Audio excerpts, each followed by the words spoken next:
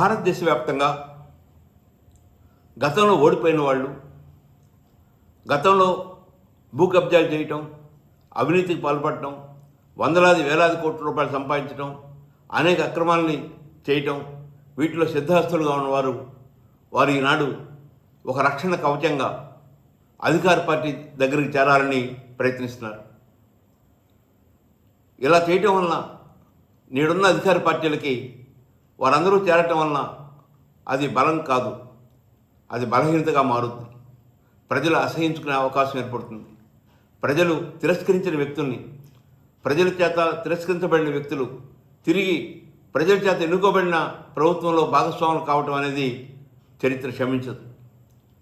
అందుకని నేడున్న అధికార పార్టీ రాష్ట్ర నేతలు, జాతీయ నేతలు ఈ విషయాన్ని ఆలోచించాలని జనచైతన్య వేదిక భావిస్తూ ఉంది.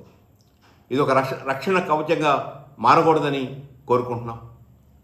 గతంలో అనేక తప్పులు చేసి ఆ తప్పులన్నిటికీ విముక్తి కోసం, ఆ తప్పుల్లో శిక్షణ పడకుండా ఉండడం కోసం, ఆ తప్పుల నుంచి బయటపడటం కోసం, ఆ పాపాలని వదిలించుకోవడం కోసం నేడు అధికార పార్టీలోకి చేరాలని తహతహలా పడుతున్నారు. అది మంచి పద్ధతి కాదు. అలాంటి వారికి శిక్ష పడాలి. అలాంటి వారిని ప్రజల ముందు వారు చేసిన తప్పులు చూపించి ఆ తప్పుకు తగ్గ శిక్షలు వేయాలి. అలా వేయటం ద్వారా భవిష్యత్తులో ఏ ఇతర వ్యక్తులు కూడా, ఏ చట్టసభల నేతలు కూడా అలాంటి తప్పులు పునరావృతం కాకుండా చేయకుండా ఉంటారని భావిస్తున్నాను.